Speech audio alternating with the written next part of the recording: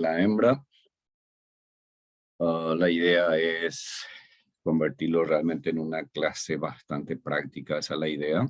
Mostrarle varios casos que tengo para compartir con ustedes. Y bueno, hacer los comentarios puntuales pertinentes, ¿verdad? Entonces vamos a iniciar nuestra clase, tratando siempre de abarcar también las diversas especies, ¿verdad? Que nos interesa. Muy bien, señores.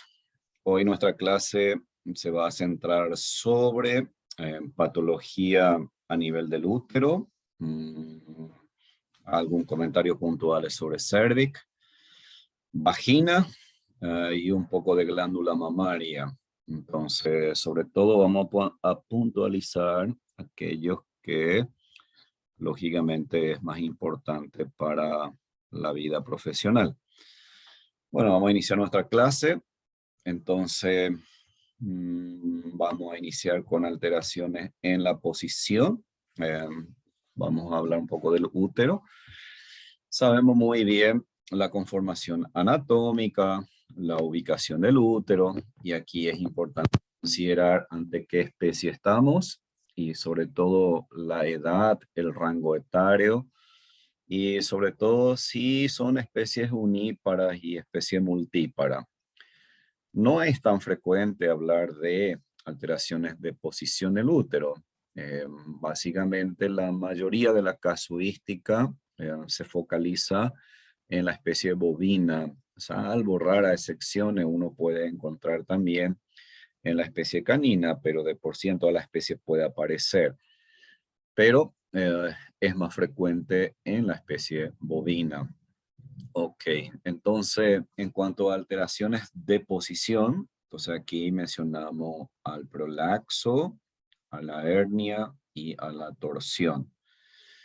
Cuando hablamos de prolaxo, prolaxo simplemente es el desplazamiento tipo hernia de un órgano a través de las aberturas naturales.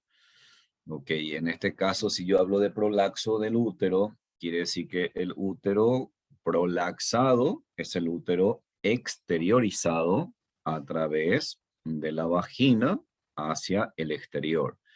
Entonces, comencemos un poco a pensar si realmente eso acontece, la localización original anatómica del útero, lógicamente, un útero no grávido lo encontramos en la cavidad pelviana y un útero grávido en la cavidad abdominal. Entonces, ¿bajo qué circunstancias se puede producir un desplazamiento del útero a través de la vagina y de los labios vulvares hacia el exterior? Entonces, indudablemente, la causa más importante se asocia con gestación avanzada. ¿M? En algunos casos, sobre todo gestación avanzada significa sobre todo cuando hay un parto y un parto sumamente distóxico, un parto que se dificulte y eso requiera de un gran esfuerzo del útero y ahí nuestro conocimiento de la fisiología, de la contracción neuromuscular, lógicamente en donde tiene importancia la acción de la oxitocina, pero hay una intensa contracción muscular en un parto distóxico con el propósito de que el útero pueda, lógicamente, liberar el feto vía canal del parto hacia el exterior. Entonces, si el feto se expulsa y la contracción sigue siendo tan intensa, entonces ahí puede exteriorizarse el útero hacia el exterior. Pero eso también implica que exista, por ejemplo, cierto desgarre o cierta laxitud en los ligamentos útero-ovárico, en los ligamentos anchos del útero. Entonces, fíjese, no solamente la contracción peristáltica, digamos, intensa, sino que también eso va acompañado, sobre todo, entonces, de una laxitud y o un desgarre, sobre todo de los ligamentos útero-ovárico. Y eso también se presenta con, digamos, el riesgo es mayor en animales que ya han parido varias veces, porque digamos, anatómicamente y fisiológicamente, cuando el animal haya parido varias veces, ese ligamento de por sí experimenta una distensión y puede ir lógicamente acompañado de una mayor laxitud. Y eso puede predisponer, por lo tanto, a un prolapso del útero hacia el exterior. Y el aborto también, el aborto suele, puede ir eventualmente acompañado también de un prolaxo.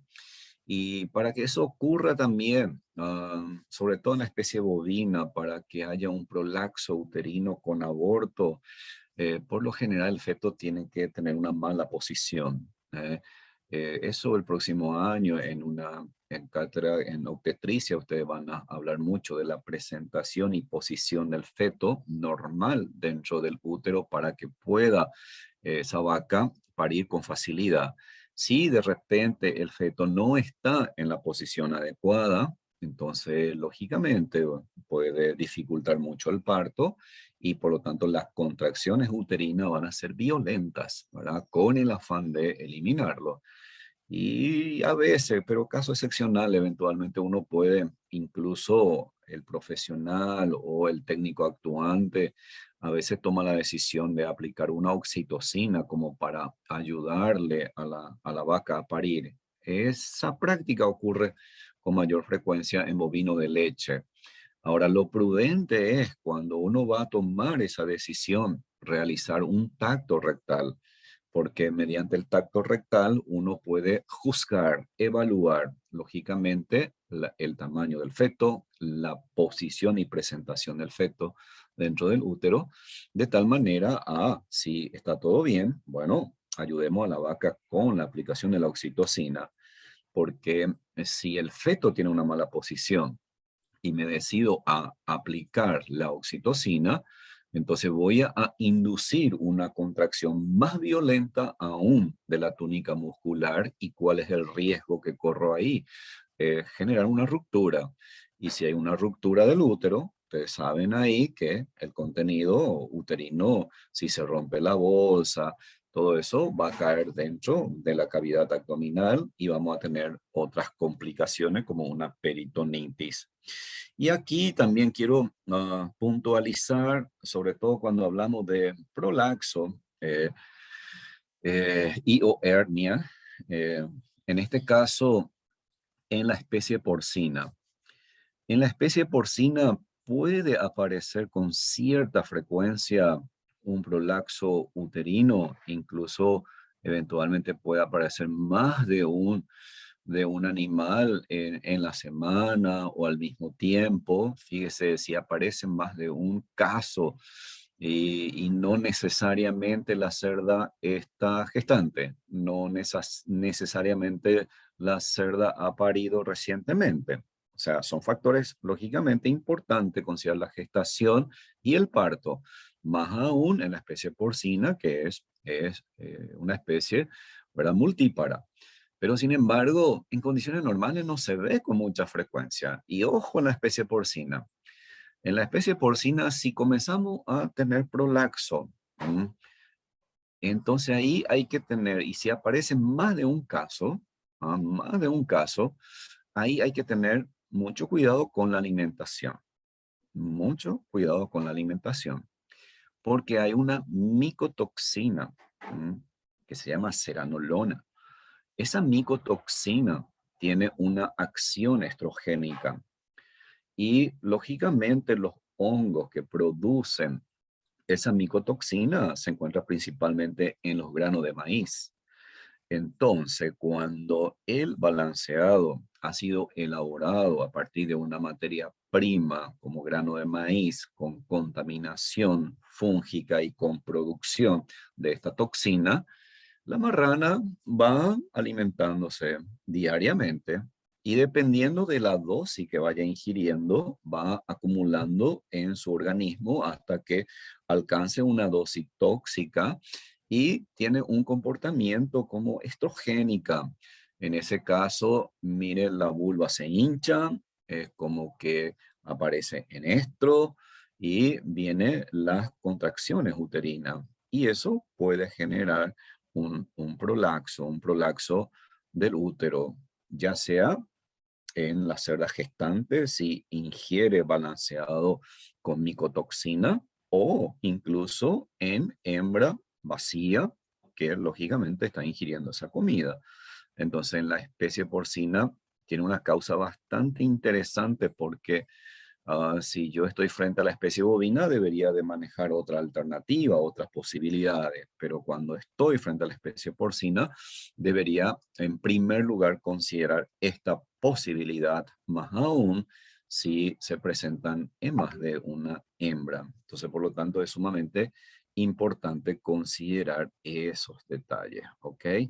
Bueno, entonces ahora bien, vamos a mencionar ahora la torsión y luego vamos a hablar de todas las consecuencias. Cuando hablamos de torsión, ya hemos hablado de dilatación y torsión gástrica, hemos hablado de la torsión del intestino, ahora necesitamos hablar de la torsión del útero, ¿ok? Cuando se produce una torsión de útero, ¿qué es lo que ocurre? La torsión de útero, por lo general, entonces se puede producir en la parte media del cuerpo o se puede producir sobre la cerviz y vagina. ¿Y en qué momento se puede producir esa torsión? Otra vez, está asociado a periodo de gestación y gestación bastante avanzada. ¿Y en qué especie más frecuente? En la especie bovina. En la especie bovina, sobre todo ahí, sabemos la característica anatómica, un rumen bastante grande, el útero que va creciendo en la medida que el feto va desarrollando, va ocupando espacio, y entonces eso puede generar entonces una compresión que se traduzca en una torsión, o mismo cuando hay un parto distóxico, que el útero se contraiga tanto que pueda favorecer también una torsión uterina, pero también está asociado muchas veces con la edad. Los riesgos va a aumentar en la medida que la vaca o la hembra en cuestión sea más longevas. Ok, entonces cuando se produce una torsión, ok, incluso en canino, la experiencia que tenemos en canino es la torsión de útero producto de una dilatación excesiva del útero con acumulación de fluido, sobre todo de piómetra y acumulación de líquido que se designa como hidrómetra. Eso vamos a hablar un poquito más tarde. Entonces, cuando tenemos una torsión del útero, cuando hay una hernia, cuando hay un prolapso, entonces los trastornos y las consecuencias son bastante parecidas todas. ¿Por qué? Porque indudablemente cuando se produce un prolapso, entonces yo tengo una hernia, tengo ya el útero, parte de la vagina, exteriorizado a través de los labios vulvares hacia el exterior. Entonces, ¿qué acontece? Es como que la vulva ahí siente que hay un cuerpo extraño y hay un músculo que se llama músculo constrictor de la vulva. Entonces, ¿eso qué genera? Genera una contracción, te genera una compresión, lógicamente, hay como una estenosis del diámetro de la luz vulvar, comprime a la pared de ese órgano prolaxado y al comprimirlo te produce una estenosis pasiva por compresión de las venas y lógicamente se traduce en una hiperemia de tipo pasiva. Al principio del prolaxo, incluso ese órgano prolaxado se ve como con una hiperemia muy activa, muy marcada, ¿sí? Y luego pasa los tiempos y ese órgano comienza a hincharse, ese órgano comienza a hincharse. ¿Qué está pasando? Se está edematizándose. ¿Eh? Ese órgano ahora tumefacto, hinchado y tiene un color rojo oscuro, incluso casi negro, dependiendo del tiempo en que ha pasado desde el momento que se ha prolaxado ese órgano. Entonces ahí nosotros podemos ver al principio una hiperemia activa, luego ya una hiperemia pasiva con un aumento marcado del tamaño como una tumefacción. Y cuidado, al mínimo roce, como la mucosa está exteriorizada ahí, lógicamente sangra con facilidad, sangra con facilidad. entonces podemos tener una hemorragia y sí, lógicamente se tarda en actuar, se tarda en corregir ese prolaxo, en volver a colocar ese órgano, lógicamente en el sitio correspondiente. Entonces, mire, por la hiperemia pasiva, ya de hecho tenemos una hipoxia. Si no se restablece con prontitud, va a experimentar una anoxia y cuidado que ahí estamos ante una situación crítica porque puede necrosarse.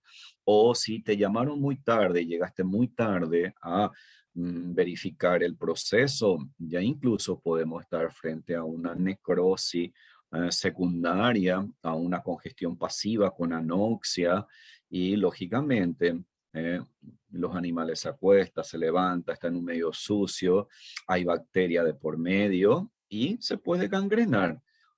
Se puede gangrenar. Y aquí es muy importante considerar estas alteraciones porque puede darse el caso de que usted como veterinario decida, bueno, esto es, sí, lo sé, lo podemos hacer, vamos a hacerlo muy rápidamente. Lógicamente tenemos los cuidados que en otra asignatura van a hablar de todo eso, cómo se limpia, anestesiamos al paciente, aplicamos anestésico local y luego comenzamos a maniobrar con la mano. Y como a veces si está tan tumefacto y queremos introducirlo a presión, porque tenemos que vencer ese canal del parto, el canal vaginal, entonces vamos a tratar de introducirlo. Imagínense un órgano prolaxado, tumefacto, muy pesado, y usted está manualmente quiere introducirlo. Y si ya hay necrosis, el riesgo que haya una rotura, el riesgo que haya una rotura. Y muchas veces cuando ya se introduce en el canal, necesitamos hacer un esfuerzo mayor, ¿ok?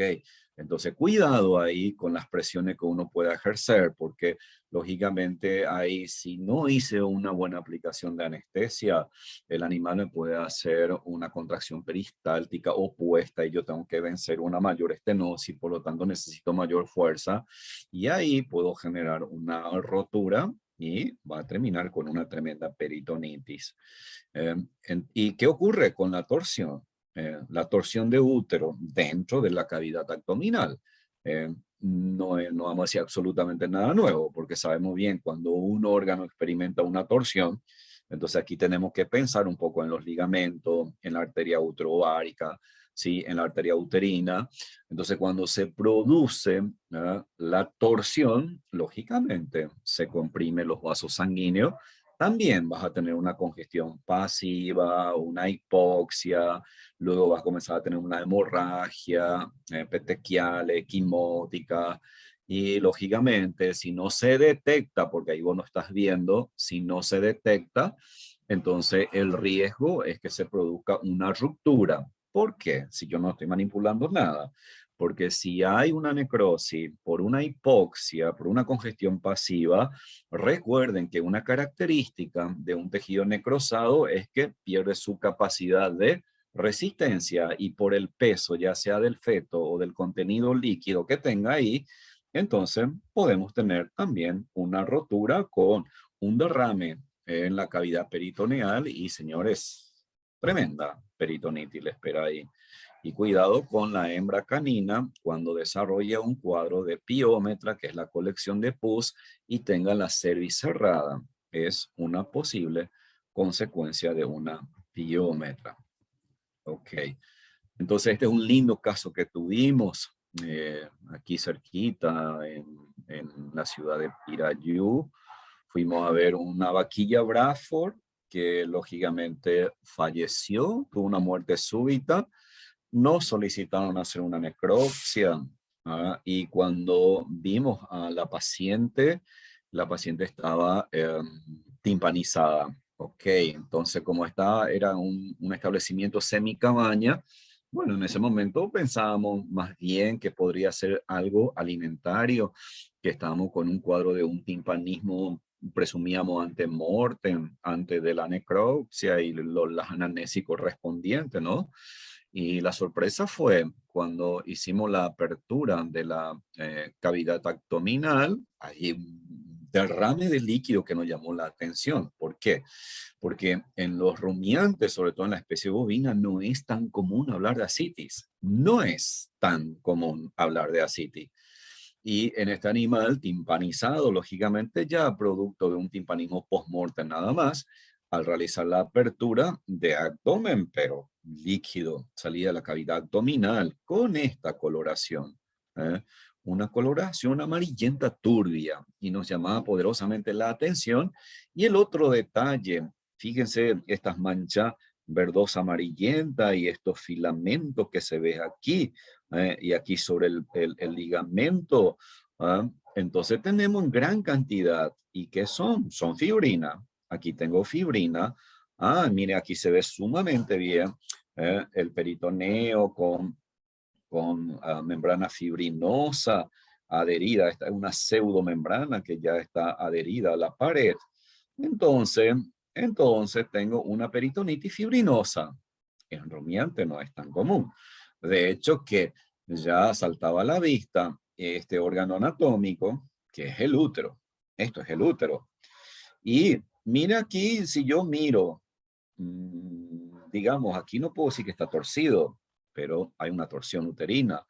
Pero hay un detalle, todavía no tengo una hiperemia pasiva muy marcada. La pared está intacta, no hay necrosis, mucho menos gangrena, no hay ruptura.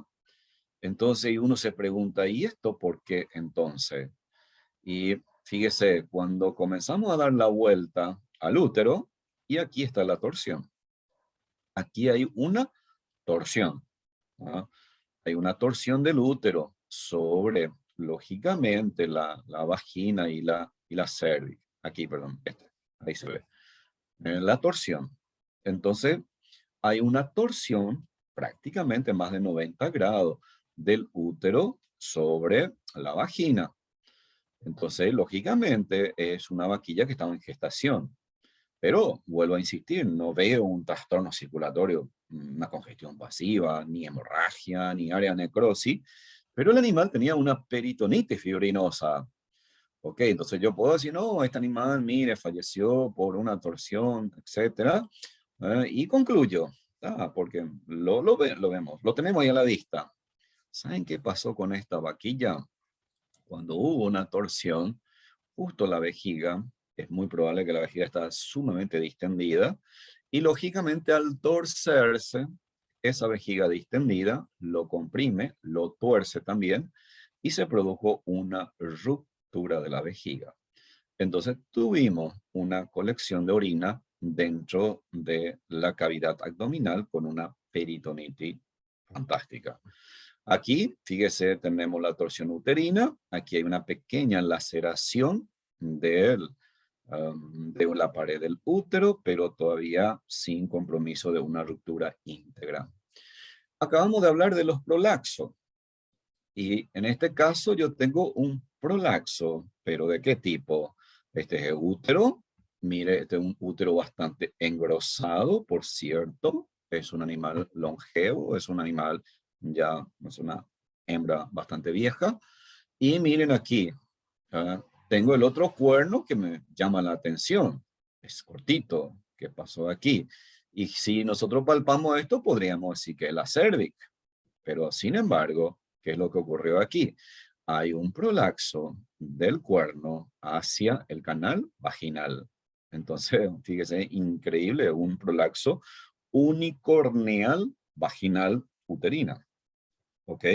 Es algo así como un hallazgo, digamos, accidental en una práctica de necropsia. ¿Podemos tener ruptura uterina? Sí, y aquí hay que tener cuidado, sobre todo cuando el profesional o el técnico actuante trata de solucionar un parto distóxico. Aquí tenemos que tener cuidado. Entonces, porque el profesional actuante va a realizar algunas manipulaciones obstétricas con la mano, dependiendo del caso, va a utilizar algunos instrumentales y esos instrumentales puede ser también quirúrgica. Ahora vayamos a una práctica común que se hace a campo. Y nosotros, señores, tenemos que hacer estos comentarios porque tenemos la obligación de educarle a nuestro personal. porque recuerden que el éxito de ustedes está en cómo educarle a ese personal, cómo manejarle a ese personal y que haga lo que tiene que hacer de la manera más correcta posible. Porque usted no siempre usted va a estar en el establecimiento y vía telefónica dice, mire, doctor, tenemos una vaca con parto distóxico, entonces vamos a ayudarle. Y el personal tiene conocimiento limitado de la anatomía, de la posición, de la presentación del feto. Entonces, si vos no estás allí, salvo aquel que es muy práctico ya, que introduce las manos y dice, no, aquí hay una mala presentación, tenemos que empujarle al feto hacia adelante la cavidad abdominal, tratar de ponerlo en su posición para poder sacarlo. Eso sería lo ideal. Entonces, cuando hay un parto distóxico, uno tiene que introducir la mano, tiene que saber hacer una buena palpación, ubicar cuál es el problema. Si el problema es la forma, la posición y presentación que tiene el feto, entonces tratar de colocarlo manualmente, pero hay que tener experiencia para eso, lastimosamente, ¿sí? Ahora bien, y si no se hace ese procedimiento, bueno, la gente dice, no, vamos a sacar al feto, yo sé hacer esto, es un esfuerzo terrible, pobre vaca en ese momento, ¿no?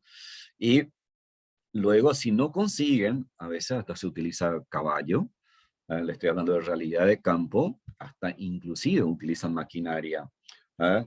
con, con, eh, con piola, ¿sí? Entonces ubica la mano y miren ahí, lo único que hace es ejercer fuerza. No saben la presentación y posición del feto, no le piden eso.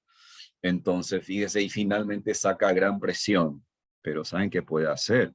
Te puede provocar una ruptura del útero, te puede provocar una fractura del canal pelviano, te puede dañar las raíces de los nervios ciáticos a nivel de la cavidad pelviana, ¿ok?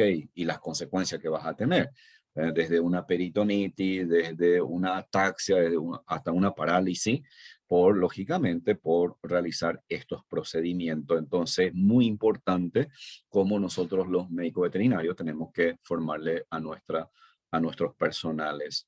Ok, entonces aquí tenemos como consecuencia, ¿no? O sea, imposible causa la acumulación de fluido, piómetra, mucómetra, hidrómetra, como causas secundarias lógicamente, a todo lo que es ya sea un parto distóxico o algunas infecciones concomitantes, ¿verdad?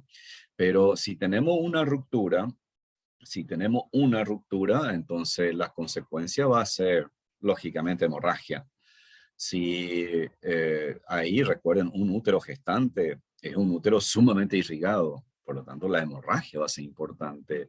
Ese animal va a tener una colección de sangre dentro de la cavidad abdominal, hablamos de un hemoperitoneo, y si la hemorragia es tan profusa, entonces vamos a tener una extravasación muy rápida de la sangre fuera de los vasos sanguíneos, si no se coagula, porque si son vasos sanguíneos de gran calibre, eso va a tardar, por lo tanto la hemorragia va a ser muy acentuada a gran velocidad en un tiempo reducido y eso te puede conducir a una hipovolemia y una hipovolemia lógicamente ya ejerce su consecuencia sobre el aparato cardiocirculatorio, vas a tener una vasodilatación generalizada, vas a tener al principio una taquicardia compensatoria, luego va a ir a una bradicardia, vas a tener un elentecimiento de la circulación y técnicamente ya hablamos de un shock circulatorio, más una peritonitis aguda lógicamente, si hay contaminación importante dentro de la cavidad abdominal y si hay una peritonitis instaurada o si de repente tuve una piómetra o el feto ya murió hace tiempo ahí con una infección uterina, señores, van a tener un cuadro séptico, va a tener un cuadro de endotoxemia y ese paciente de alto riesgo. Lógicamente, si yo considero entre la especie bovina y la especie equina muy rápidamente va a experimentar un desenlace fatal. El bovino es mucho más resistente, ¿no? Si supera un cuadro de un shock hipovolémico, ese animal puede desarrollar un cuadro de una peritonitis bastante importante y un cuadro de septicemia, endotoxemia, dependiendo del valor genético, te puede dar tiempo a hacer una intervención quirúrgica, etcétera. Entonces, todo eso, lógicamente, son decisiones médicas que hay que tomar en el campo. Y hablar de trastorno circulatorio ya mencionamos bastante, una hiperemia activa y pasiva. Ustedes ya mencionamos aquí los trastornos de posición, de desituación, de ruptura, ¿verdad? Y sabemos ya la hiperemia activa, que es el aumento del flujo sanguíneo en la circulación arterial o en los vasos sanguíneos arteriales, en este caso del útero. Y lógicamente, si no hay traumatismo mecánico, no hay ruptura, si hay una hiperemia activa patológica, lo asociamos con un proceso inflamatorio, y ahí vamos a hablar de la inflamación ya en el siguiente capítulo. Y la hiperemia pasiva, indudablemente, son los trastornos de posición, la más común, ya lo hemos mencionado, las posibles causas. Eventualmente, hablar de neoplasia que te produzca aquí trastorno circulatorio de tipo pasivo de gran magnitud es muy raro, pero podríamos mencionarlo aquí. Y lógicamente, ¿verdad? Como trastorno circulatorio importante son los edemas. Y los edemas, ustedes saben que los edemas pueden ser activos y pasivos. Siempre que sea algo infeccioso, ¿no? Que haya una hiperemia activa, entonces puede ir acompañado de cierto grado de edema. Solo que los edemas también, en cuanto a la magnitud y en la intensidad, difieren mucho por especie. Los edemas pueden ser bastante marcados, por ejemplo, en la pared del útero, sobre todo ahí en la hembra canina, con una endometritis, con una piómetra. En la especie bovina, también los edemas pueden ser muy marcados, sobre todo cuando tenemos una endometritis, una retención de placenta.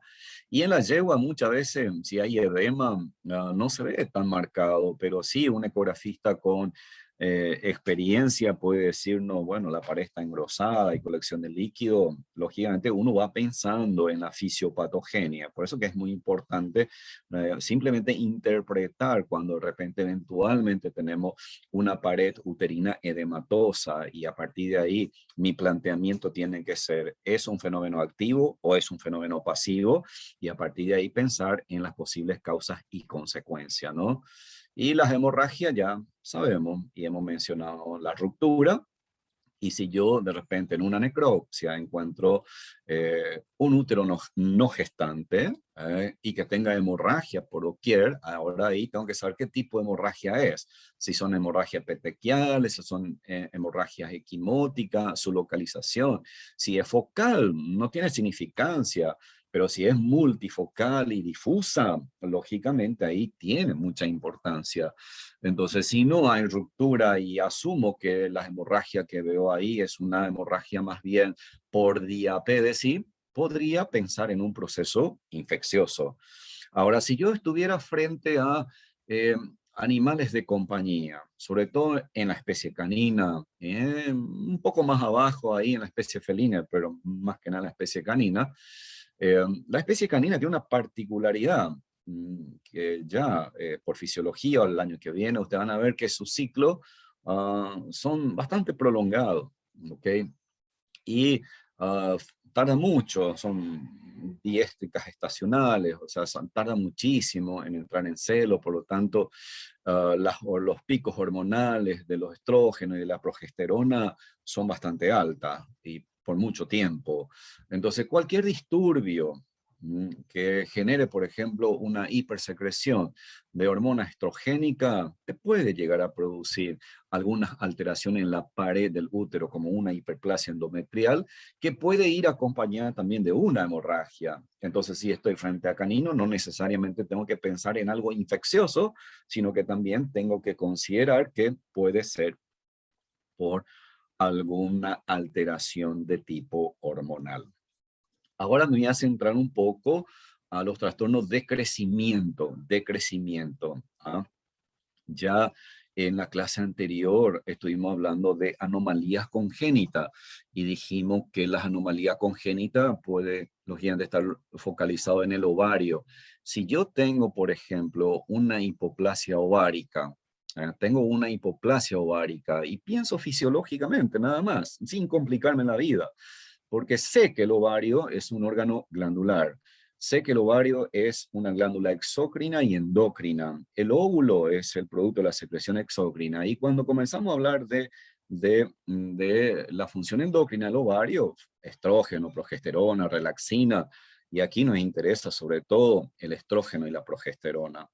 Ahora bien, si yo tengo una hipoplasia ovárica y por más que el hipotálamo funcione bien, libere el factor releasing, el famoso gen RH, que vía sanguínea actúa sobre la hipófisis, y la hipófisis, las células que están ahí en la parte distal, que son las gonadotrofas, entonces esa célula comienza a estimularse, libera FSH, y la FSH, ¿dónde tiene que ir? Vía sanguínea, actúa sobre el ovario, pero tengo un ovario que no se desarrolla. Por lo tanto, no hay actividad funcional sobre el ovario propiamente dicho.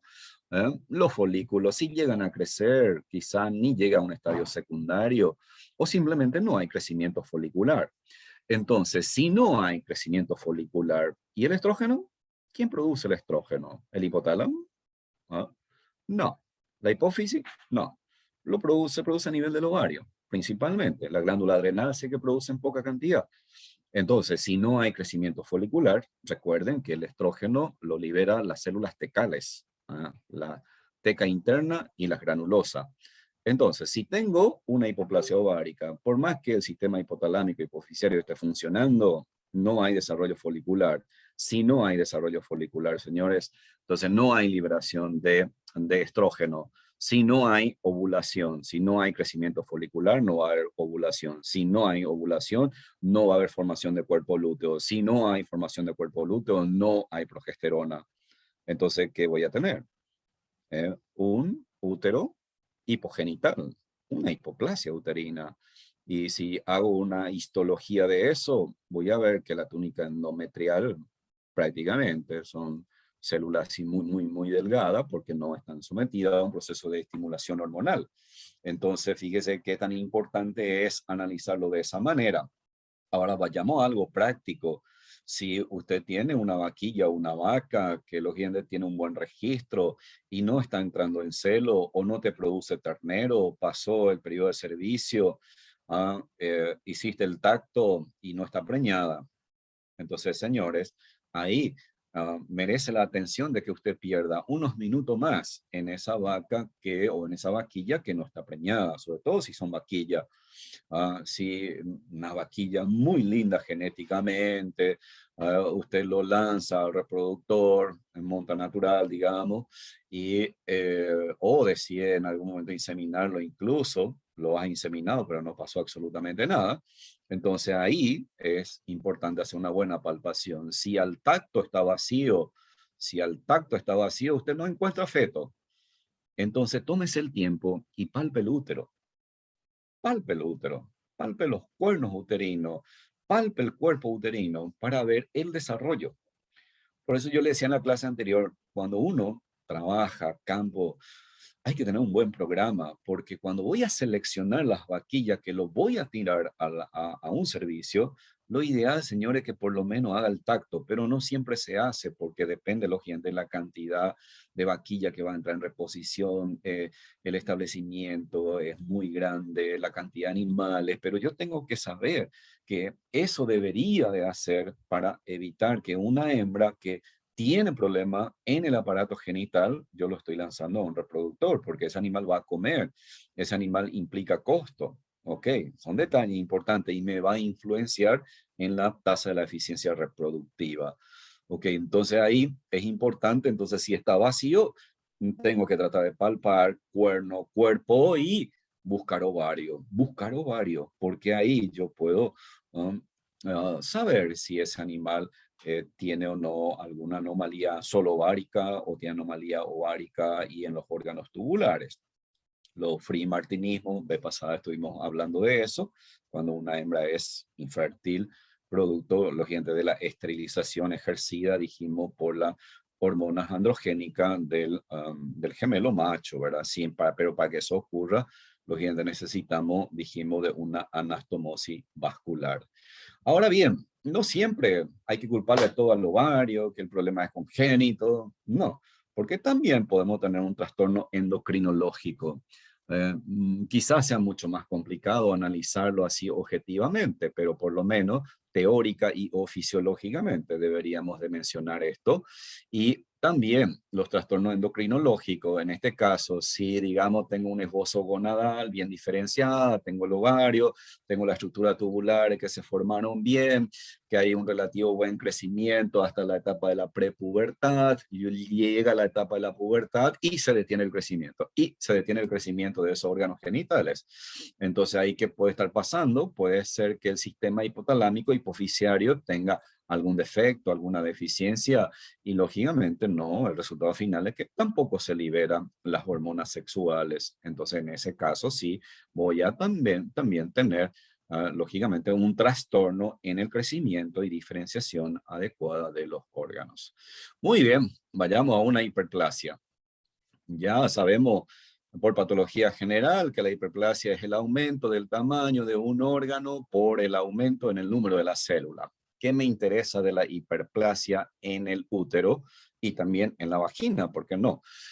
Porque ahí tengo que saber, el epitelio, la túnica mucosa del útero tiene un epitelio que, dependiendo de la especie, es un epitelio cúbico simple, un epitelio pseudoestratificado simple. Entonces, ¿qué es lo que ocurre aquí? Cuando lógicamente llega la etapa de la pubertad, aquí todo lo contrario a lo que estuvimos manifestando, llega la pubertad, se libera el gen RH, se libera la FSH, la FSH va y actúa sobre el ovario ¿qué hace? Se desarrolla los folículos ováricos, llega desde el estadio de folículo secundario, ya tenemos las tecas internas y la granulosa ya bien diferenciada, comienza a secretar estrógeno. Cuando alcanza el estadio de folículo maduro de Graf, ya tengo, digamos, el pico de secreción de estrógeno, tengo el pico de secreción de estrógeno, eso estimula que también se libera ahora LH a nivel de la hipófisis. Entonces, ¿qué va a generar de vuelta digamos, el desarrollo folicular final y luego va a inducir la ovulación? Ahora bien, cuando esa hembra ya comienza a manifestar celo, entonces ahí tenemos estrógeno, y el estrógeno, ¿qué hace? En vía sanguínea actúa sobre la túnica mucosa uterina.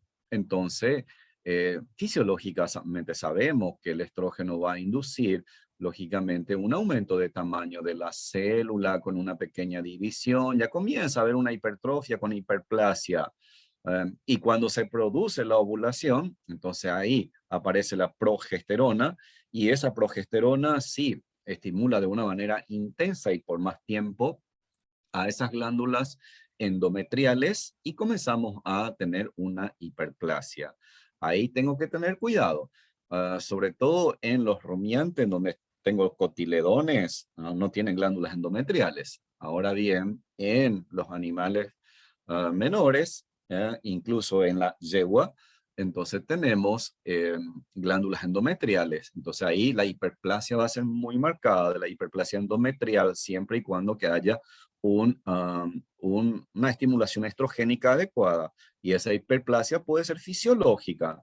Ahora bien, cuando comenzamos a hablar de una hiperplasia patológica, sobre todo cuando hay disturbio endocrinológico, eso significa una excesiva síntesis y secreción de estrógeno y o progesterona, o que se mantenga esa secreción por más tiempo, entonces va a ser una estimulación excesiva y prolongada. Cuando hay una estimulación excesiva y prolongada, entonces lógicamente induce una mayor actividad de inducción metabólica y de división. Entonces la hiperplasia va a ser mucho más marcada, y de hecho, sobre todo en animales de compañía, esa hiperplasia puede ser tan marcada que hace que, fíjese, por acción hormonal, esa glándula endometrial proliferan tanto como para recibir a un feto, y si no ocurre la gestación, entonces puede ser que los adenómeros liberen gran cantidad de esa sustancia y formen estructuras quísticas. Entonces ahí tenemos lo que se llama una hiperplasia endometrial quística. Entonces, es una característica que tenemos. Y puede darse el caso de que también esa hiperplasia sea de origen inflamatoria. Esa hiperplasia esté asociada a alguna inflamación, En ese caso también hay que valorar si la inflamación, por qué mecanismo y o eventualmente si hay una endometritis y no se libera la prostaglandina y no se produce la lisis de cuerpo lúteo, entonces yo voy a tener también una inflamación uterina con progesterona por un tiempo más prolongado, con una estimulación excesiva y lógicamente ahí tengo una combinación de factores. Esto, mi experiencia más bien se da en animales de compañía. En el caso de la atrofia, entonces, si hablamos de una atrofia, yo le diría que, señores, ojalá se acuerden de mí, de lo que le voy a decir. Cuando hablamos de atrofia y estoy analizando la pared del útero y me interesa la túnica mucosa, hay una especie, hay una especie que aborta con tremenda facilidad y que nosotros cuando tenemos esa casuística no sabemos ni en qué pensar y tenemos la gran presión. ¿Cuál es la causa? ¿Qué hago? Porque si es en rumiante, ¿no? Sobre todo si en la especie bovina hay aborto, sacamos sangre, enviamos al laboratorio, quiero un screen de enfermedades reproductivas, que el laboratorio me ayude y me diga, si salta algún anticuerpo para alguna infección y si me salta alguno, dije, bueno, acá está la causa y nos quedamos medio tranquilos. Pero sin embargo, ¿qué ocurre con la yegua? La yegua, increíblemente, ah, hice mi trabajo de maestría sobre útero de yegua y la verdad los hallazgos fueron fantásticos. O sea, ni cosas que yo ni me imaginaba lo he encontrado ahí.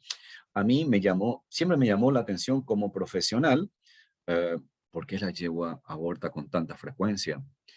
¿Por qué el aborto ocurre con tanta facilidad? ¿Y por qué los abortos generalmente ocurren ya ahí en la última etapa de la gestación? Porque fíjese que cuando se comienza a manejar números y sobre todo si la yegua es de alto valor biológico, de alto valor genético, entonces uno saca números, cuánto ya te sale el potrillo al nacer. ¡Boom! Aborta. Y ahí, ¿y qué pasó? ¿Cuál es la causa? ¿Qué hacemos, doctor? Ok, entonces ahí es fundamental considerar la edad de la yegua. Fundamental considerar la edad de la yegua, en primer lugar. Luego tener un historial, porque si es algo reiterativo, miren lo importante que es la anamnesis. ¿Ah? Si esa misma yegua que abortó ya tiene un dato, un antecedente, señores, ese animal desarrolló algún cuadro inflamatorio y por más leve que sea, y si es reiterativo, entonces eventualmente, ¿qué es lo que ocurre con cada inflamación? ¿Ah? Una de las consecuencias de la inflamación viene a ser la fibrosis. Y si hay una fibrosis, y estoy hablando de útero, y en la lámina propia hay glándulas endometriales, y si yo tengo una fibrosis en la lámina propia, ¿qué va a pasar con las glándulas endometriales? Va a experimentar una atrofia. Va a experimentar una atrofia. Entonces, si se produce una atrofia, lógicamente, el riesgo de que esa yegua no llegue a término es importante, la gestación. Y eso yo tengo que valorarlo. Hoy por hoy les digo a ustedes, señores, que algunos establecimientos que se dedican a la reproducción de yegua ya hacen biopsias endometriales. El médico veterinario toma una pequeña muestra de la pared del útero, eso se manda al laboratorio y ahí se evalúa si la glándula endometrial tiene un buen desarrollo, si no hay alguna inflamación o si hay fibrosis, en qué medida hay, porque tiene otra vez una categoría y en base a esa categoría, lógicamente, uno recomienda al profesional sobre los posibles riesgos de la gestación. Interesantísimo. Bueno, y el colorario final es que si ustedes toman sangre en vía laboratorio, a veces no te sale absolutamente nada, porque fue algo estructural, fue algo anatómico, que a veces es un poco difícil explicarle a los propietarios. Pero también, como otras posibles causas, siempre que haya algún desbalance hormonal, también tenemos que considerarlo en toda la especie, indudablemente. Entonces, a mí me sorprende mucho, sobre todo, la vaca lechera. La vaca lechera increíble de alta producción. el desafío ahí para el médico veterinario es volver a preñarle a esa vaca lechera, porque esa vaca lechera de por sí, de alta producción, en la primera etapa post-nacimiento se encuentra en un desbalance negativo terrible, energético. Hay un desbalance energético terrible. Eso implica una movilización de ácido graso, genera una modificación metabólica y que repercute también en la tasa de secreción de la hormona hipotalámica hipoficiaria. O sea, el desafío es bastante importante en esta especie. Bueno, aquí ustedes ven vamos a ver algunos casos. Esto es útero, señores. Miren, si yo miro así macroscópicamente, digo, mira, qué lindo esto, pero ¿qué es? ¿Qué es lo que estoy viendo? Veo la mucosa, no veo trastorno circulatorio, veo la pared y veo esta estructura como que se diseca, pero no veo un trastorno circulatorio como una hiperemia activa, una hiperemia marcada aquí, parece área de hemorragia, que puede ser producto de la manipulación. Miren aquí la pared, el endometrio uterino y estas formaciones quísticas y esta estructura cavitaria quística. Mi querido estudiante, tenemos una hiperplasia endometrial quística y esto es parte del ovario con gran cantidad de folículos ováricos. Y aquí tenemos una hiperplasia endometrial quística uterina que asumimos que es de carácter hormonal. Otro caso, aquí tengo un quiste parafolicular que se encuentra por fuera del ovario. No visualizo aquí al ovario, pero miren aquí la pared del útero. No veo trastorno circulatorio importante, esto que veo aquí probablemente sea por la manipulación, pero miren esta pelotita que ustedes ven aquí en la mucosa uterina.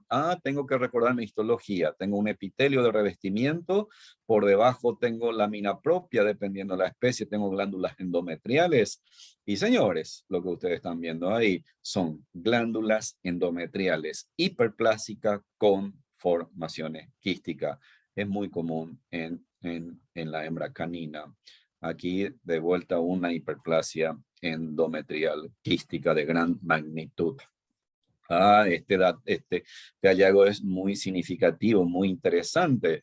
La paciente podía a tu consulta porque tiene una pequeña hemorragia vulvovaginal y eventualmente la vulva puede estar hinchada. Podemos suponer que la hembra está en celo, es una posibilidad. Entonces, siempre es importante explorar ese paciente y ver si en la vagina no hay nada tampoco. En este caso, hoy por hoy tenemos la ecografía y si yo tengo esos antecedentes, entonces puedo solicitar un estudio imagenológico en donde el ecografista ya me ayuda, me dice, mire, la pared está muy engrosada. La pared está muy engrosada. Entonces uno se ubica, ¿por qué la pared va a estar engrosada? ¿Puedo tener una hiperplasia endometrial? Sí, puede ser una causa. ¿Puedo tener un edema? Sí, puede ser otra causa. ¿Puede haber hemorragia? Sí, otra causa. Mire cómo uno razona. O incluso a veces te dicen, mire, en este caso no hay colección de líquido en la luz, pero si el paciente tuviera, te va a decir ya el ecografista, mire, la pared está engrosada, pero hay colección de líquido y por la característica, incluso dependiendo del equipo que tenga, ella te puede decir, mira, a mí me parece que es pus, o a mí me parece que es sangre, doctor, te puede decir el ecografista. Entonces, miren aquí qué es lo que estamos viendo. La pared engrosada, miren el aspecto rugoso que tiene, pero no veo esta estructura, no veo esta estructura. Pero sin embargo, trastorno circulatorio sumamente importante. Aquí tengo una hiperemia con una hemorragia bastante difusa en la pared de la mucosa uterina y, oh sorpresa, de vuelta tengo aquí esta estructura quística. Entonces tenemos hiperplasia endometrial, la pared está engrosada, quística porque veo quiste y tenemos hemorragia. ¿Ok?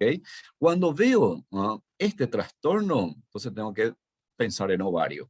Tengo que buscar alguna causa ovárica porque es muy probable que esta hiperplasia endometrial quística sea hormonal y siempre y cuando que la vulva esté hinchada, edematizada, ya puedo pensar de que pueda ser algún quiste folicular funcional con un hiperestrogenismo. Ok. Vamos a la inflamación del útero. aquí ya voy a ser muy rápido porque otra vez hablar de inflamación. No vamos a decir absolutamente nada nuevo, ya ustedes conocen, lo hemos reiterado varias veces. Entonces simplemente aquí, cuando se produce la inflamación del epitelio uterino de la túnica mucosa, ahí hablamos de una endometritis. ¿Se acuerdan? Histología, la pared del útero tiene 3 capas: endometrio, miometrio y parametrio. ¿Ok? Entonces, si la inflamación es de la túnica mucosa, hablamos de una endometritis. Y este término metritis, he discutido varias veces con algunos colegas, pero haciendo así investigaciones, lógicamente uno encuentra informaciones un poco cruzadas, pero miren, la metritis hoy por hoy se utiliza directamente como un término genérico, para indicar que hay una inflamación de la pared del útero. Pero por su denominación técnica, más bien sería una inflamación de la túnica muscular. Pero uno comienza a pensar, bueno, si hay una inflamación de la túnica muscular propiamente dicha, a ver, el agente causal, ¿cómo puede acceder a la túnica muscular sin que haya provocado una inflamación de la túnica mucosa? Puede ser por vía sanguínea. Entonces, en determinadas causas infecciosas, yo puedo tener una metritis pura, es decir, una inflamación asentada única y exclusivamente a la túnica muscular. Pero ¿qué ocurre? Que a partir de ahí, dependiendo del agente causal, si hay necrosis, si hay infiltrado inflamatorio, tipo neutrofílico, si ese microorganismo puede diseminarse localmente, puede, de hecho, también afectar a la túnica mucosa, incluso a la serosa o hacia la parte externa, ¿no? Entonces ahí hablamos de una metritis en términos genéricos, inflamación de la pared del útero, que puede estar comprometido la túnica mucosa, la túnica muscular y también la serosa. Entonces ahí tenemos una perimetritis. En este caso, la inflamación es focalizada más bien hacia la superficie externa. Y ahí lo que hay que ver es si de repente esa inflamación es más bien por contigüidad de alguna inflamación de órganos vecinos, pero la más común indudablemente es la endometritis y la metritis, así como la parametritis es, digamos, siempre y cuando haya parto distóxico, ruptura o infección por contigüidad, podemos hablar de una inflamación de los ligamentos. Mire cómo aquí, si yo vuelvo a esta imagen, aquí no veo necrosis, aquí veo que la pared está engrosada, veo hemorragia, aquí la pared está engrosada, pero veo esta estructura quística y voy a esto. Mire cómo es tan diferente la macroscopía. Señores, aquí hay un trastorno circulatorio terrible, terrible. Y me atrevería a decir que aquí ya hay una necrosis. Me atrevería a decir que aquí ya hay una necrosis. Ok. Entonces, miren aquí, esto es la pared. No puedo decir que solamente está en el endometrio, sino aquí la inflamación es muy intensa. Entonces aquí hay una metritis, hay hemorragia, hasta inclusive podemos hablar de una necrosis. De una metritis necrótica hemorrágica. Lógicamente, todo el aspecto que tiene, yo supondría que hay una causa infecciosa de por medio, pero también los ovarios no se ven nada bien porque tiene estructuras quísticas que hay que definir, lógicamente, por macro o por microscopía, entonces, y asociar ese hallazgo con los hallazgos de la pared del útero. Bueno, mi querido estudiante, aquellos que se van a dedicar a medicina de pequeños animales, 2 mensajes, pero claro, claro, claro.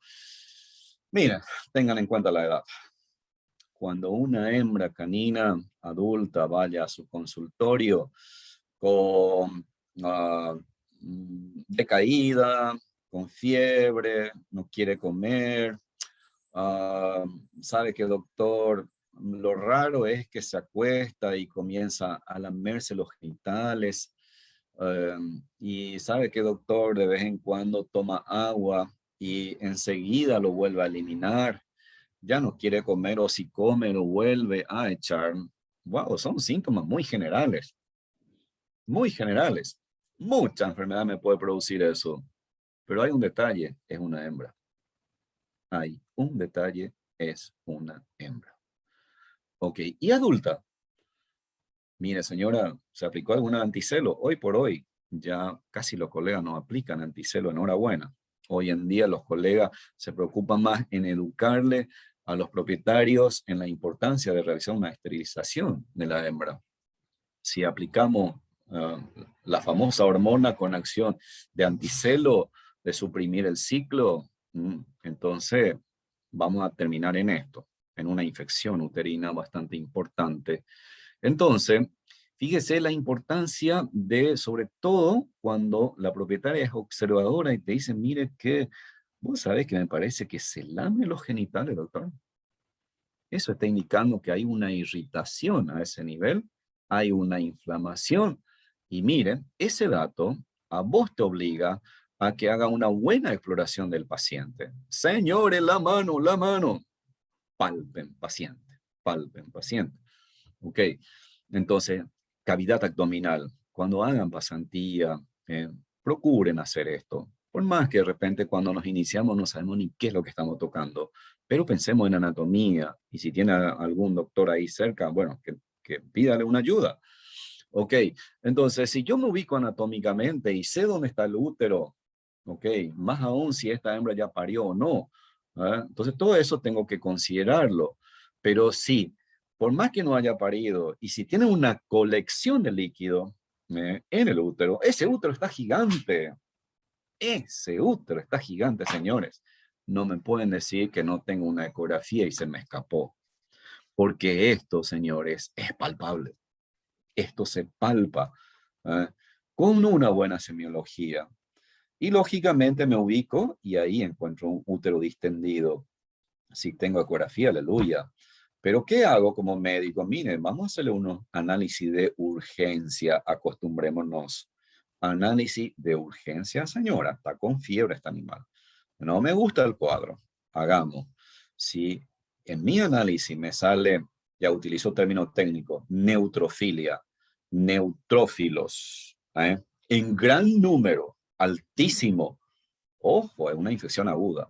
Ojo, es una infección aguda, una neutrofilia. 25.000, 30.000, 40.000 de neutrófilo, una infección aguda. Ojo, una hembra con fiebre, con vómito, que se lame los genitales, y si usted palpa y encuentra esto, útero, señores, útero. Si tiene una ecografía, mejor, haga una ecografía. Entonces lo va a ver. Bueno, entonces, ¿de qué es lo que tenemos que hablar nosotros? ¿De qué es lo que estoy hablando? De una colección de pus dentro del útero. Y la colección de pus dentro del útero se denomina piómetra. Y pus, ¿cómo se forma ese exudado purulento? Necrosis, macrófago, neutrófilos, fibrina y bacterias. Ok, entonces ahí tengo un exudado purulento. Pero ojo, necrosis, macrófago, neutrófilo, que ataca todo lo que encuentra a su paso. Y se producen, muchas células mueren en ese proceso y también se libera toxina. Ok, ¿qué importancia tiene ese concepto aquí? Porque si usted tiene una colección de pus dentro del útero y la cervix está cerrada, ok, quiere decir que ese exudado purulento no puede salir hacia el exterior. Si no puede salir hacia el exterior, va a ir acumulándose dentro del útero. Cada vez el útero va a ir distendiéndose. Mayor cantidad de líquido, mayor cantidad de célula inflamatoria, mayor cantidad de bacteria, mayor cantidad de toxina, mayor peso, me puede producir trastorno circulatorio, las bacterias pueden atravesar la barrera de la mucosa, las toxinas pueden ser absorbidas, y si ese paciente ya comienza a vomitar, tengo que decirle que ya está con una toxemia. Ojo, si ese paciente vomita, y me dice la propietaria, ¿sabe qué, doctor? También ahora, antes vomitaba nomás. Y ahora, doctor, ¿sabes qué me preocupa? Porque tiene una hemorragia. O sea, dice, no, es una diarrea muy oscura, fétida. Ojo con eso, porque ese animal muy bien ya tiene una toxemia urémica y el riñón estaba bien, pero está afectado por la toxina absorbida y ya comienza a retener urea, tener una uremia. Y si usted decide llevarlo a cirugía sin preparación previa, ese paciente puede no despertarse. Y ojo, siempre se busca hoy en día culpable. ¿Ok? Entonces, mucho cuidado cuando tenemos una piómetra, acumulación de pus con cervix cerrada. Puede darse el caso de que la propietaria viene y te trae otra mascota y te dice, mire, doctor, sale suciedad por sus genitales, sale suciedad, me parece blanquecina, me parece amarillenta, y vos sabes que se lame desesperadamente.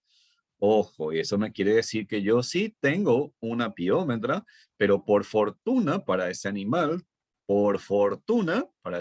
tiene la cervix abierta. ¿Por qué digo por fortuna?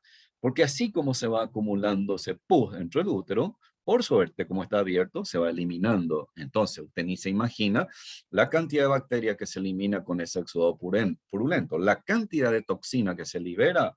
Entonces, la posibilidad de que este animal llegue a experimentar una endotoxemia es mucho menor y mi riesgo de intervención quirúrgica también es menor. Ok, miren, estos casos son espectaculares que compartimos con ustedes. Miren, esto es palpable, señores, a través del abdomen, sin necesidad de una ecografía, pero si tiene ecografía por ahí, mejor, se asegura. Fíjese aquí los dos cuernos súper distendidos y mire la cervix. Mire la cervix, mire que nosotros no estamos pinzando nada aquí. Entonces tienen una piómetra a cervix cerrada. ¿Ok? Y bueno, decidimos incidir la pared y mire el líquido, ¿no? Parece chocolate, parece chocolate. Aquí hay detritus, células muertas, bacterias, toxinas, hasta inclusive un poco de hemorragia. Y en la hembra canina, por lo general, es siempre importante ver ovario. ¿Por qué? Porque la presencia de estos quistes, y si son quistes luteínicos con formación de progesterona que te produjo una hiperplasia endometrial de la pared uterina, es un caldo de cultivo importante para los microorganismos bacterianos y te genera entonces esta colección de pus. Ok, algunos casos así extremos que hemos tenido aquí, paciente con muerte súbita. Y cuidado, este tipo de paciente cuando va a la consulta y vamos a llevarlo a cirugía de urgencia. Así no hago los análisis. Si, digamos, el paciente está sumamente mal, tómese el tiempo y dígale al propietario, es una cirugía de altísimo riesgo. Usted cumplió su misión de informarle, porque a veces con una sedación, este paciente se va. Este paciente se va. ¿Quién va a ser culpable? Ok. Entonces eso es importante hablar de esa manera porque es la realidad. Entonces aquí tengo una colección de pus ya a punto de reventar, con una necrosis en la pared y al corte. Y esa es la cantidad de exudado purulento. Este animal hicimos una necropsia abreviada porque los dueños solamente querían saber qué pasó. Vamos.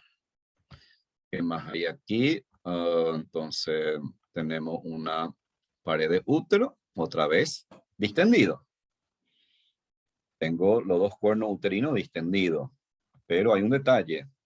No tengo colección de líquido así aparente. Lógicamente tenía, pero al incidir aquí, lógicamente, ya se ha desplazado ese líquido. Pero miren la pared, distendido, parece como circunvoluciones, pero es mucoso y la colección de líquido que tenía es filante. Entonces estamos hablando de una mucómetra,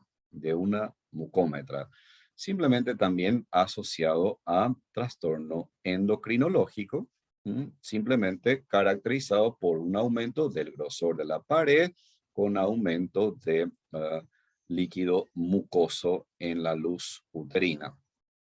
Esto corresponde a una placenta de una cabra que lo hemos practicado en necropsia hace años y hemos encontrado estos son los cotiledones, ¿sí? Aquí están los cotiledones y lógicamente hay necrosis. Esto es una placentitis necrotizante con compromiso de la pared del útero, una metritis con retención de placenta. Y les tengo que decir, si están frente a la especie caprina, ovina, bovina y un poco más alejado, cerdo, con retención de placenta. Cuidado con la brucela. Cuidado con la brucela. La brucela es una enfermedad infecciosa que produce una inflamación tan intensa en la pared del útero que puede llegar a producir lo que llama una necrosis. Producto de la necrosis puede haber aborto, o puede ser que durante el aborto de repente o durante el parto, entonces esa placenta con una inflamación se prolaxe y quede retenida. Entonces hablamos de una placentitis con complicación de la pared del útero. Entonces esto está asociado a causa infecciosa. Nunca, nunca, nunca, nunca toquen una placenta sin guante. Never. Ok, ahí una vez que nosotros hemos presentado para la foto, ustedes ven los cotiledones y miren la diferencia entre los cotiledones aparentemente normal y los cotiledones con complicaciones. Ok, se ve mucho más tumefacto, lógicamente como que se disuelve, no tiene la misma conformación. Aquí estamos con una placentitis cotiledonaria necrotizante. Ok, esto es otro caso en bovino. Aquí ustedes tienen aquí el cotiledón, un feto, o sea, este animal falleció, práctica necropsia, y estamos revisando simplemente la placenta. Aquí con fines académicos lo que hacemos es separamos lógicamente la carúncula del cotiledón, y de esa manera, incluso cuando se produce el parto, esto mismo ocurre por el peso de las membranas fetales, entonces arrastra, entonces las vellosidades coriónicas se desprende del cotiledón y de esa manera, lógicamente, la placenta cae, ¿no? Pero en este caso en particular, en este animalito hemos encontrado estas formaciones nodulares, que no es normal, no son cotiledones. Y mi estimado estudiante, esta estructura que ustedes ven aquí, lo hemos sometido a un cultivo y hubo crecimiento fúngico. Entonces tuvimos aquí una placentitis por hongos. Eh, Esto me recuerda a una compañera que integra la cátedra, la otra es Leila Maidana, que también hizo un trabajo sobre yegua. Aquí tenemos el útero, la pared, fíjese, engrosada. Entonces estamos con una inflamación, aparentemente por el grado de engrosamiento que tiene aquí. Entonces tenemos una endometritis más bien de carácter crónica. Y yegua, que le dije hoy, la yegua aborta con facilidad. Y cuidado, que no siempre infecciosa, que puede estar asociado a una fibrosis, asociado a la edad o algún disturbio endocrinológico, y que hoy por hoy incluso los colegas que se dedican a esto hacen una pequeña biopsia para saber cómo están las glándulas endometriales. Aquí tiene otro útero. Aquí hubo una torsión del útero, ¿no? Aquí hubo una torsión y hay una hemorragia sumamente importante, ya con una ruptura prácticamente. Fíjese, una hemorragia, una congestión pasiva con necrosis hemorrágica, y prácticamente aquí ya hay una ruptura que está a punto de, lógicamente, si esto persistía aún más, entonces puede implicar la liberación del contenido hacia la cavidad abdominal. Y para ir ya cerrando la clase de hoy, ¿qué nos interesa de la vagina y la vulva? Que lógicamente también podemos tener ahí como un prolaxo vaginal. Puedo tener un prolaxo vaginal, como una especie de eversión a nivel de los labios vulvares. La vagina puede experimentar ruptura. Recuerden que en los cerdos es muy importante la micotoxicosis. En cualquier especie, la vagina puede experimentar ruptura por efecto traumático, cortante o durante el parto. ¿eh? Señores, muy importante, en bovinos, sobre todo el herpes virus, el macho a nivel de la mucosa peneana puede ser portador del herpes virus, de la famosa rinotraqueitis infecciosa bovina, o otras entidades como la tricomoniasis, Campylobacter, que son microorganismos que se alojan en la mucosa prepucial, sobre la mucosa peneana, durante la monta. Entonces ese macho infectado puede transmitir a la hembra.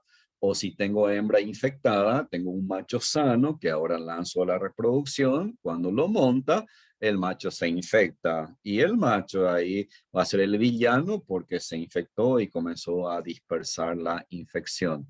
Entonces, también los cuadros infecciosos pueden cursar con inflamaciones catalogadas como vulvovaginitis.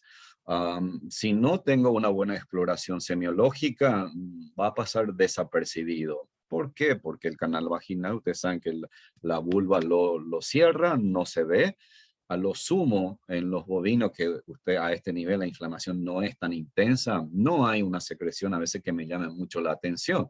Pero si eventualmente hay una pequeña secreción o tengo aborto o tengo infertilidad y decido realizar una exploración de los genitales, sobre todo de la vulva y la vagina, el simple hecho de abrir los labios vulvares o utilizando espéculo y todo, puedo explorar la mucosa y ver si hay un fenómeno inflamatorio. Y el herpes virus es muy particular, sobre todo porque puede producir pequeña pústula, pero cuando se rompe los dientes queda una lesión microerosiva, que si uno tiene una mínima experiencia ya puede pensar que está ante un cuadro de vulvovaginitis y que podríamos asociarlo a herpes virus. Y lo que ustedes ven aquí en esta imagen, tenemos aquí a nuestra mascota de compañía, una hembra canina, y por más que ustedes si no se han fijado bien, señores, esto es vagina. Aquí ya no se ve, los labios vulvares está todo desplazado. Veo una masa rosada, pálida, incluso tipo granular. Puede ser muy sangrante o en este caso ya es bien crónica. Entonces, mi querido estudiante, le presento a una masa neoplásica muy común en la especie canina, mucho más común en los caninos que sale de parranda, y que se llama tumor venéreo transmisible, cuya sigla es TBT, tumor venéreo transmisible. Y eventualmente puede aparecer también un prolaxo de una masa en vía vulvovaginal, que es una neoplasia de las células musculares que se llama leiomioma. Esto en medicina humana es bastante frecuente, pero en animales de compañía he visto algunos casos, pero no mucho, en la especie canina. Hasta ahora no tuve la oportunidad de verlo en la especie felina, pero en la hembra canina puede aparecer leiomioma y también es sangrante. También es sangrante. Y ojo, que muchas veces si aún no se, en ambos procesos neoplásicos, si aún no se prolaxa a través de los labios vulvares, ustedes no van a ver. Pero sí viene a consulta porque tiene un sangrado, semiología, guante, tacto rectal. Van a palpar la masa. Y a partir de ahí, el desafío es definir la masa. Y por último, tenemos las patologías de la glándula mamaria, que es lo que nos interesa aquí, sobre todo las inflamaciones. Pero también tenemos que considerar trastorno circulatorio. Yo puedo tener una hiperemia activa de la glándula mamaria, que puede ser fisiológica. Puedo tener una hiperemia pasiva, que también puede ser fisiológica y patológica. Lógicamente ahí tengo que pensar cuáles son las posibles causas, desde endocrinológica, infecciosa o proceso neoplásico, ¿ok? Pero eso se ve, por lo general se ve a simple vista y hace fácil deducirlo. Ahora bien, si ustedes tienen, por ejemplo, están en un tambo y tienen vaca de alta producción, y esa vaca de alta producción es una vaca gestante, ojo, que de repente la glándula mamaria está así súper hinchada, y eso te puede preocupar. Pero cuando usted comienza a ver que esa glándula mamaria está tan grande y comprime a la vena de la glándula mamaria, no me acuerdo el nombre, le pido disculpas, anterior a la glándula mamaria, que se ve como unos trozos ahí de trayecto irregular, señores, eso es algo fisiológico, es algo pasivo. Ok, ahora bien, cuando tengo un trastorno circulatorio, está caliente y es doloroso. Caliente y doloroso, signos cardinales de la inflamación. Una hiperemia activa También está tumefacto, también está caliente, pero si no hay alteración, no hay dolor. Ok, entonces ahora tengo una glándula mamaria, hiperemia activa, está tumefacto, edematoso, pero al tacto caliente y doloroso. Doloroso. Señores, estoy ante un cuadro de una inflamación. Si hay edema, lógicamente lo asocio a un cuadro inflamatorio. Entonces ahí comenzamos a hablar de la mastitis. Y la mastitis, indudablemente, ¿en qué especie importante? Number one, bovino. Number one, bovino. Y bovino lechero. Ok, luego voy a la especie caprina, en la producción de leche en cabra. La mastitis es muy importante y ojo en la cabra, porque ahí hay una causa muy común que es la brucela, y la brucela como causa de una mastitis puede ser muy complicada desde el punto de vista de la salud pública. De hecho, también una vaca puede tener una brucela, una vaca lactante, pero digamos, en la vaca increíblemente no produce la misma inflamación como la que produce en las cabras, y también una marrana con brucela te puede producir una mastitis espectacular. Entonces hay que tener mucho cuidado también en la marrana.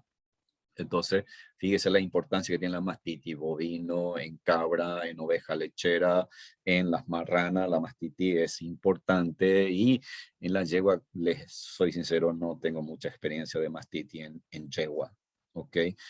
Quizá por la conformación atómica, no es lo de gran tamaño, o sea, un montón de factores que hay que considerarlo, y no está sometido a una estimulación mecánica de ordeñe, porque cuando la vaca sea más vieja, o las ovejas y las cabras, lógicamente, hace tanto que están sometidos a esa presión mecánica, entonces hace que se relajen los esfínteres, y lógicamente los microorganismos bacterianos del medio ambiente asciende por el canal del pezón y te produce una inflamación importante por colonización de la glándula mamaria. Entonces tenemos una mastitis.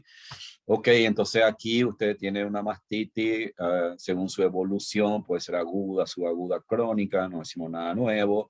Y lógicamente la intensidad puede ser serosa, fibrinosa, purulenta y hemorrágica. Esto, la macroscopía ya nos ayuda a definirlo. Y por último, cuando hablamos de neoplasia, entonces aquí simplemente vamos a mencionar en qué especie es tremendamente importante en las mamas, lógicamente en la hembra canina y en las gatas. Señores, grábense este mensaje.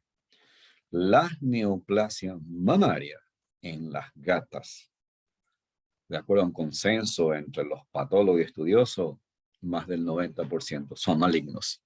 Entonces, siempre que ustedes en su clínica vean un nódulo mamario en la especie felina, piensen que es potencialmente maligno.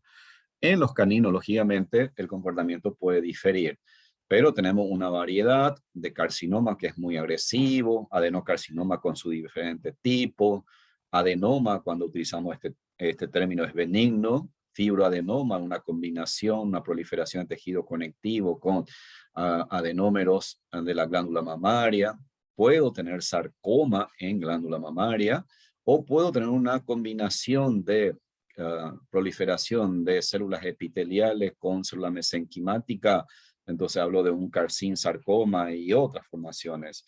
Aquí la citología y la histopatología es muy importante, pero mi mensaje sobre esto es que en el día de mañana, cuando ustedes tengan tumores mamarios en una o en más de una glándula mamaria, señores, hagan una buena semiología, exploren todas las glándulas mamarias. Y no se olviden de que ustedes conocen anatomía, exploren el ganglio inguinal, el ganglio axilar secundario y el ganglio axilar principal, porque habíamos dicho, los carcinomas hacen metástasis por vía linfática en más del 80 y algo por ciento.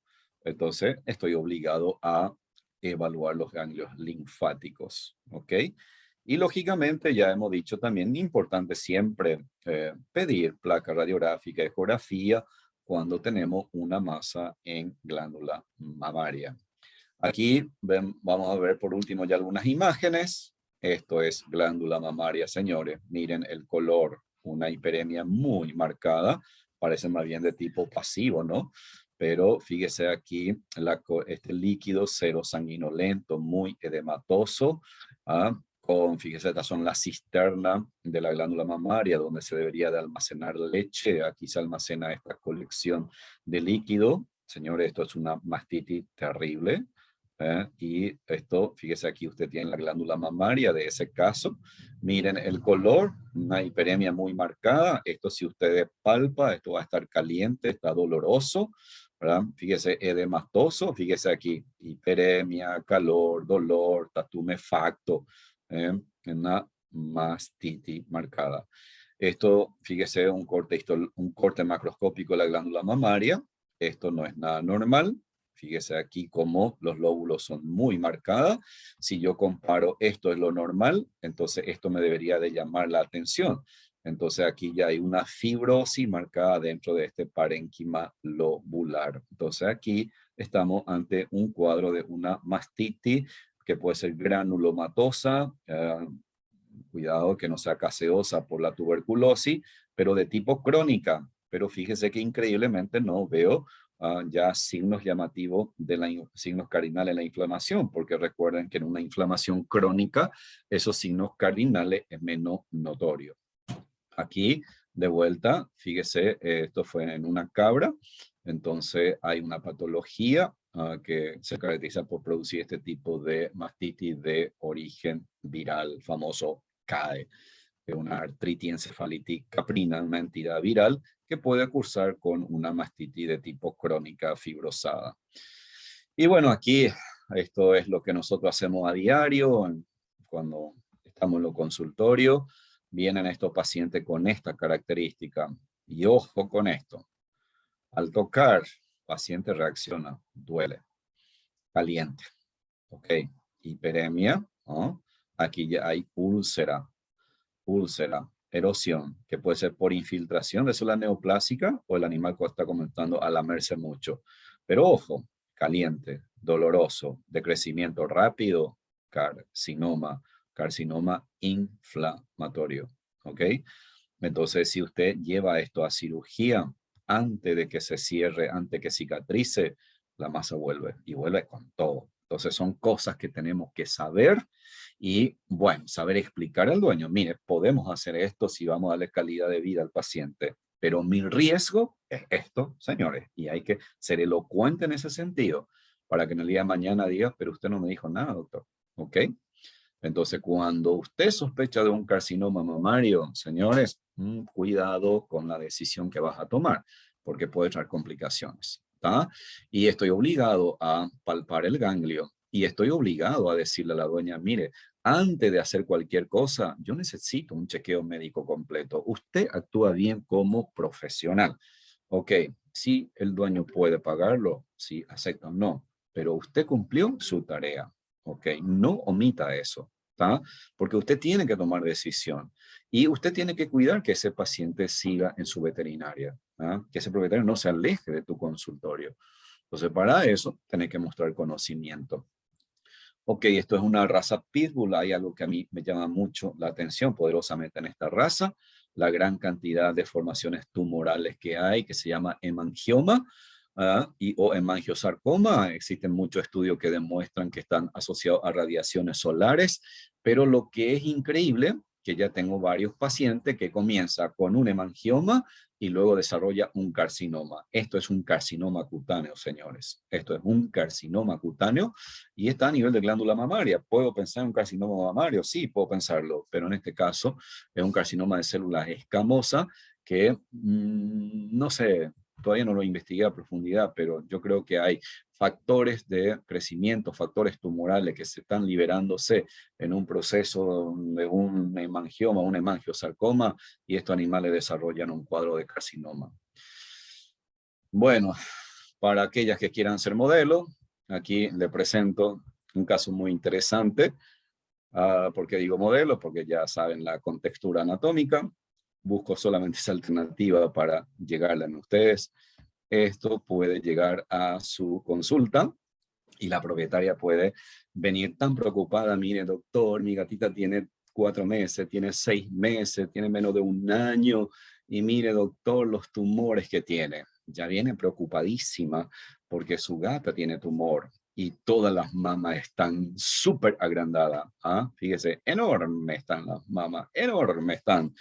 La pregunta del millón es, ¿puede ser un proceso tumoral que aparezca de manera tan simultánea en toda la mama y que crezca tan rápidamente? No tiene ninguna respuesta lógica, ninguna fisiopatología que me diga, no, sí puede ser. Entonces, ¿cuál es la cosa más lógica? Algo fisiológico, ¿eh? Porque todas las células mamarias tienen receptores para las hormonas. Entonces, mi querido estudiante, esto es se llama ginecomastía, que simplemente es una hiperplasia excesiva de los adenómeros de la glándula mamaria por efecto hormonal. Pero ¿sabe qué? Usted comienza a decirle, mire, que esto es algo fisiológico, y después te dice la dueña, mire, su colega doctor le aplicó hace 1 o 15 días un anticelo. He visto varios casos post aplicación de anticelo que desarrollan esto, pero he visto también casos sin antecedente de aplicación de anticelo que también desarrolla una ginecomastía, una hiperplasia glandular mamaria hormonal. ¿Qué hacemos? La pregunta del millón. Bien complicado el caso, porque aquí hay leche, y si se produce una herida, le duele. Incluso hay gatos que como que, ¿cómo diría el término? Trata de tomar su propia leche y puede lastimarse. Entonces, si hay erosión y hay leche, bacteria, puede terminar en una terrible mastitis. Esto por lo general va a una histerobarectomía o una mastectomía, pero la cosa no es tan fácil por la cicatrización. Ustedes tienen aquí los labios vulvares. Si yo veo de esta manera, puedo pensar en un prolaxo vaginal, puedo pensar en un TBT y puedo pensar en otra masa. Le presento a un leiomioma. Esto es una masa tumoral de la túnica muscular vaginal, pero puede venir del útero también, que se prolaxa hacia el exterior. Leiomioma, un proceso tumoral benigno. Simplemente para mostrarle, ilustrarle la importancia de la charla de hoy, podemos tener aborto por diversas causas. Mire que este feto ya está bien desarrollado, pero es un feto caquético. La condición corporal también de la vaca no es la más adecuada. Entonces, esto tiene algunas patologías crónicas. Aquí tengo un feto a término abortado, enfisematoso. Esto ya está con enfisema. No sabemos la causa, pero como las patologías a nivel del útero, entonces puede terminar en esto. Y un collage de imagen de formaciones neoplásicas mamarias para tratar de ir llegándole a la vista a ustedes. Miren estas múltiples formaciones nodulares. Esto ya está en la piel, esto ya se diseminó. En este paciente no hay nada que hacer. Puede llegar a su consulta una perra con mucho dolor y usted ve esta erosión y usted puede ver, de repente decir, no puso nada en la casa, no hay algo cáustico, no se le cayó algo caliente, y se olvida de que en esa zona hay una neoplasia muy común que son los carcinomas. Señores, le presento un carcinoma inflamatorio que ya ha erosionado la piel. Esto genera mucho dolor. Esta foto ya le compartí a ustedes, un carcinoma la escamosa en la raza Pitbull. Este es paciente nuestro. Tuvimos fíjese, este animal se operó en más de 3 ocasiones, creo que tres veces fue intervenido quirúrgicamente. Este animal aún está vivo y este animal fue sometido a una quimioterapia. Entonces, si uno hace una buena anamnesis, etcétera, etcétera, uno tiene chance de manejar los casos. Este animal aún está con vida. Y miren este caso espectacular, una teckel, y a veces los propietarios vienen ya en etapa muy tardío aquí. Entonces muchas veces nosotros decimos, ¿por qué le trae recién tan avanzado? ¿Saben qué? Conversando con varios propietarios también, y eso yo lo que trato de inculcarle a ustedes, en la medida que voy adquiriendo también experiencia en el mundo privado. Suelo escuchar, por ejemplo, comentarios, dice, mire, pero su veterinario, doctor, cuando era chiquitito me dijo, mejor no se toque porque eso puede volverse muy agresivo. Yo digo una cosa, es solamente darle tiempo al tiempo y una vez que esto se instaure, ya no hay nada que hacer. En este momento sí le digo al paciente, lastimosamente, no hay nada que hacer. Pero si ustedes tienen así un nódulo pequeñito, no tengan miedo. Hoy hay colegas aquí en Paraguay que son muy buenos, a quien usted puede recurrir en el día de mañana, y usted tiene un asesoramiento y usted brinda servicio de calidad a su cliente. ¿Ok? Bueno, fíjese otro caso. Estos son tumores muy agresivos. Esto ya está fistulizando. Esto está caliente, doloroso. Esto está caliente y doloroso. Señores, trato de llegarle por todos los medios para que ustedes vean cómo se presentan los carcinomas mamarios.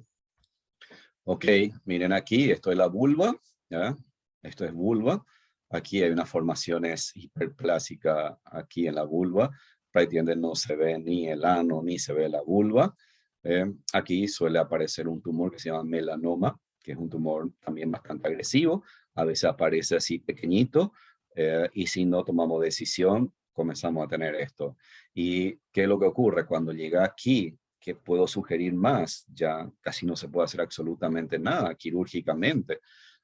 Y eventualmente nosotros podemos tener otras complicaciones. Esto indudablemente, para que ustedes vean, aquí está el ano, aquí hay una masa tumoral, ¿verdad? Que probablemente tuvo un inicio, una cosa muy pequeña, que lógicamente, si el veterinario no asume una decisión, o el propietario tarda en venir, cuando llega aquí, tremenda masa tumoral, que independientemente del nombre y apellido, abarca toda la región y ya lastimosamente no se puede hacer prácticamente nada. Y para quienes se van a dedicar a grandes animales, entonces siempre es importante mirar la región perineal y sobre todo esa vaca que está con problemas en las vías genitales mueve mucho la cola. Mueve mucho la cola. Te está diciendo, doctor, doctor, vení, vení, te dice con la cola que aquí tengo algo. Entonces cuando usted mira aquí, fíjese, aquí hay una suciedad. ¿Ah? Una secreción, una diarrea, una hemorragia. Entonces, a partir de ahora hay que explorar cuál es el problema en este animal. Y ya para cerrar, entonces ustedes tienen aquí un canino con una tremenda masa neoplásica. Esta masa neoplásica está sequita, prolaxada. Esto es un leiomioma, eso se hizo una biopsia, leiomioma. Y veo otra masa que me parece más insignificante, pero veo sangre, gotita de sangre.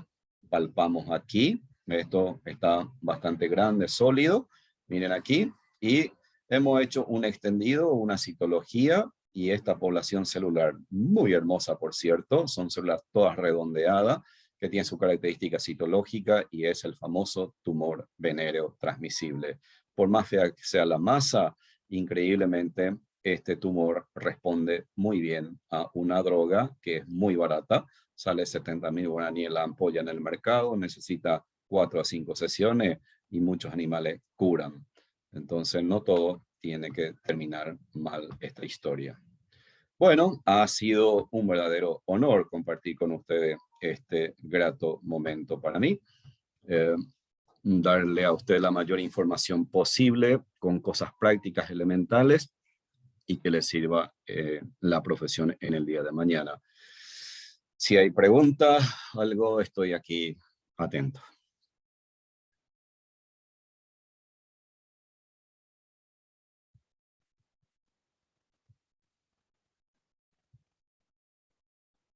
¿Están aún vivos? Están colocando su asistencia. Creo que no hay preguntas, Doc. Ok. Si no hay pregunta, gracias a todos. Feliz jornada. Gracias, Ali, por aguantarme hoy. Que Gracias tenga a buen vos. día.